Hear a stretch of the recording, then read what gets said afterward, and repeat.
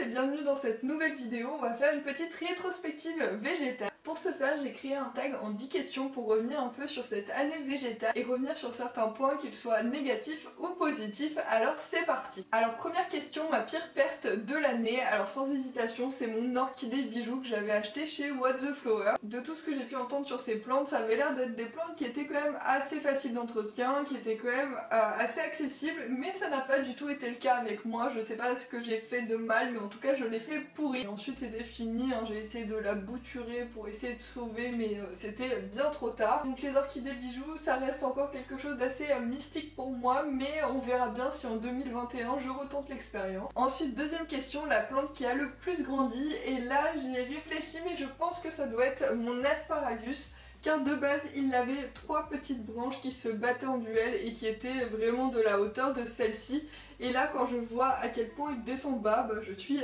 tellement fière.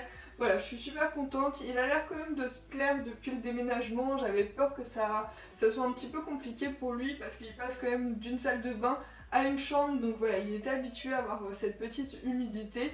Mais au final ça a l'air d'aller pour l'instant. Je voyais qu'il a juste quelques petites feuilles qui jaunissent. Ça je pense c'est parce que je suis un petit peu moins assidue pour l'arrosage en fait dans la salle de bain. C'était génial parce qu'il était placé vraiment à hauteur des yeux et je le voyais du coup tout le temps à chaque fois que je passais dans la salle de bain. Donc voilà, tous les jours je checkais un petit peu pour voir l'état du terreau, s'il fallait l'arroser. Et là c'est vrai que dans la chambre il est un petit peu dans un petit coin, donc je fais pas forcément attention tous les jours. Mais je suis super contente parce que j'ai l'impression qu'il continue à pousser et j'ai bien l'intention qu'il pousse encore et encore. Mais je pense qu'en 2021 il va falloir que je me décide à le rempoter parce que je l'ai pas encore fait depuis que je l'ai sauvé. Mais j'avoue que ça me fait un petit peu peur. Alors troisième question, la plante que j'ai regretté acheter. Et oui, malheureusement ça arrive parce que comme beaucoup de monde je pense, des fois j'ai des achats coup de cœur et au final je me rends compte à la longue que la plante me plaît pas tant que ça. Et au-delà d'une plante en elle-même, je pense que c'est limite une catégorie de plantes qui me lasse assez vite et je dirais que c'est les cactus. Celui-ci je l'aime quand même, mais en fait il me lasse quand même assez vite parce qu'il n'y a pas grand chose à faire sur les cactus. C'est des plantes qui ont quand même tendance à vivoter, qui ont une croissance qui est très lente. En fait je pense que ce qui me dérange le plus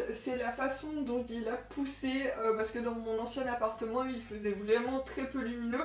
Du coup il a fait plein de petites tiges comme ça et j'avoue que je suis pas très fan. Voilà, je sais pas trop quoi faire, je sais pas si je peux les couper.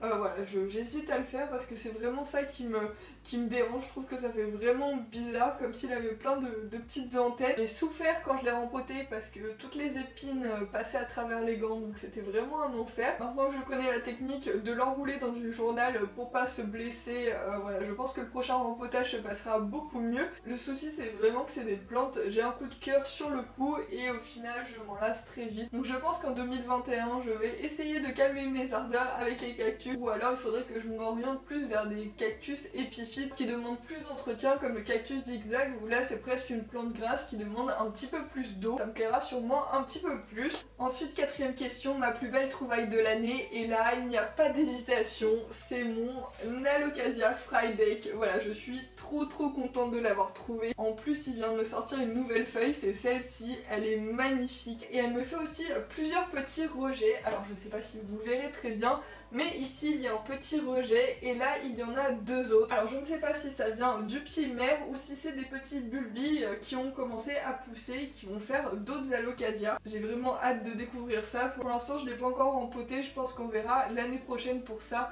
Voilà, j'en profite, il est magnifique et en plus il a l'air de bien s'accommoder à son nouvel environnement. J'avais peur que ça soit un petit peu difficile parce que pour les alocasias des fois c'est des plantes qui sont quand même assez sensibles, donc l'adopter fin novembre ça pouvait être délicat, mais au final il se porte très bien et j'en suis tellement ravie et c'est clairement ma plus belle trouvaille de l'année. Alors prochaine question, la plante qui m'a fait le plus de misère. Clairement j'ai ultra honte de vous le montrer, mais c'est mon Syngonium Mango Allusion. Alors là vous allez me dire Aurélie, mais qu'est-ce que tu lui as fait? Qu'est-ce qui se passe? Pourquoi tu le massacres? Alors déjà je vais pas trop l'approcher de mes autres plantes parce que c'est un nid à thrips.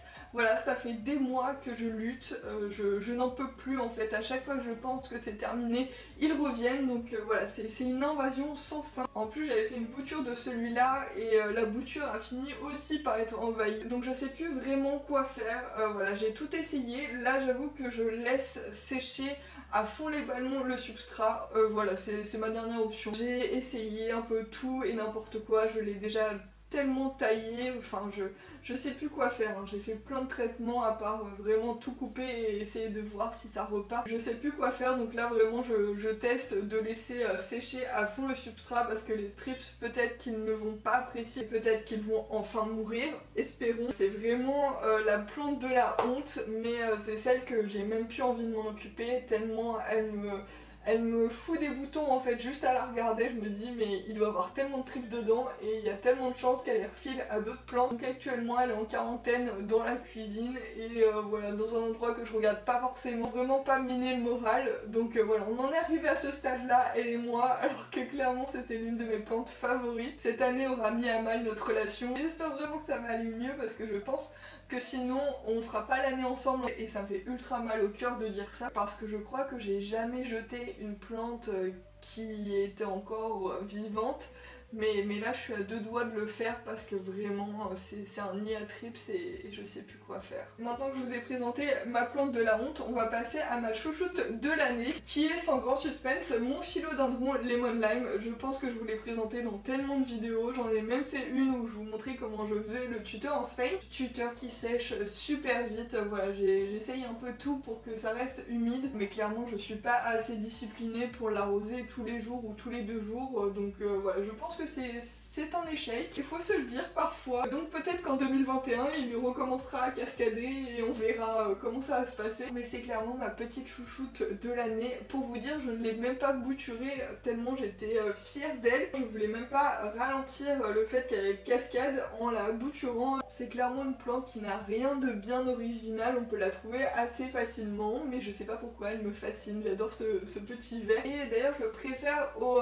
pothos néon en fait, je sais pas, je pense que c'est la forme des feuilles que je préfère. Ensuite, 7ème question, la plante que j'ai le plus multipliée. Alors là, si vous suivez mes vidéos, vous savez que j'ai fait une quantité astronomique de boutures en tronçon, des boutures en tout genre, mais surtout beaucoup de boutures en tronçon de golden pothos. Et d'ailleurs, là j'en ai quelques-unes qui ont bien poussé. Je crois que c'est le dernier pot de bouture que j'ai gardé parce que sinon tout le reste je les ai donnés. Vu que c'est une plante qui racine tellement facilement, voilà, ça me fait pas peur de les bouturer un peu à tout va. Surtout maintenant que je sais qu'avec des boutures en tronçon ça fonctionne également très bien.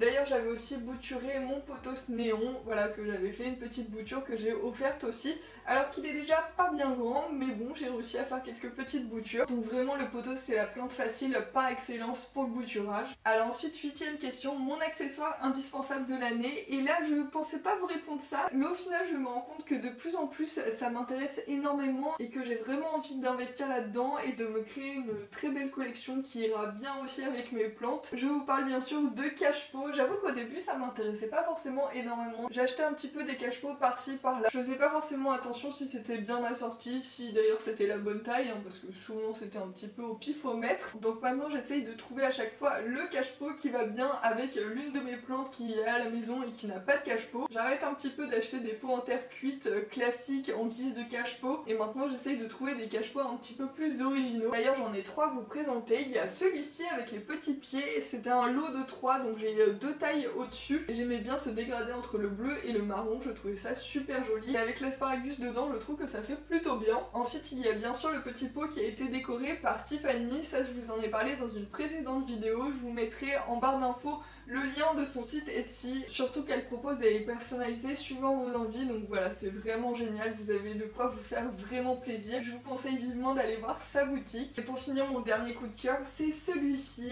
Voilà, ce petit cache-pot avec sa coupelle. Ces petites rayures, et en fait quand je l'ai vu j'ai pensé direct à mon Noya et je suis tellement heureuse du résultat. Je trouve que les deux vont super bien ensemble. En plus je trouve que c'est pas évident de trouver des cache-pots pour des pots de cette taille là. Je crois que c'est des pots peut-être de 6 ou 8 cm et je galère à trouver des pots pour ces plantes de cette taille là. Surtout que j'en ai beaucoup, donc voilà, j'étais trop contente d'en avoir trouvé enfin un et je trouve que ça rend super bien. Alors ne vous étonnez pas si le cadrage est un petit peu différent, on est 2 heures plus tard par rapport au début de la vidéo. En fait je me suis aperçue que les 2 dernières questions n'avaient pas été filmées.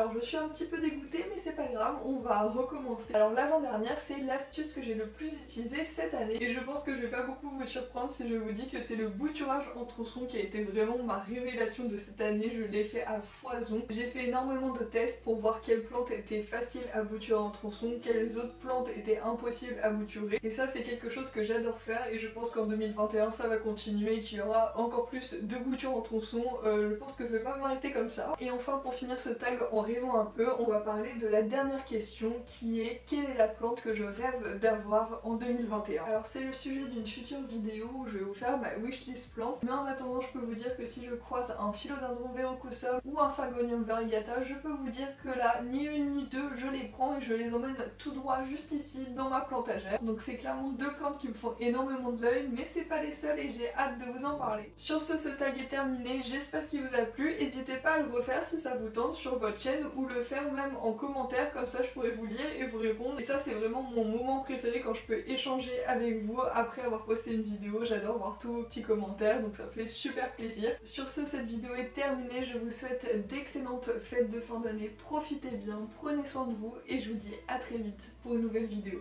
Ciao!